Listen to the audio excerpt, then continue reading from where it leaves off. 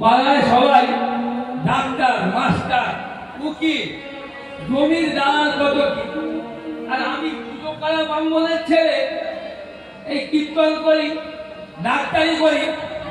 তাদের ভাগনা প্রধান হওয়ার পর যে কি অত্যাচার আমার আপনাদের দেখে মনে হয় কি আমি গুন্ডা, কিন্তু গোটা দুনিয়াময় আমার নামটা। এখানে আমার শ্বশুর বাড়ি কৈজরি জাগরণী ক্লাব। আমার শ্বশুরের নাম হলেন গোলাচাঁদ অধিকারী। কি অত্যাচার একেবারে এখনো আমাকে মানে কোণঠাসা করে রেখেছে। যার কেউ নেই তার ভগবান আছে, তাই তো সাহিত্য বললেন যদি কেউ ডাক শুনে কেউ নয় আসে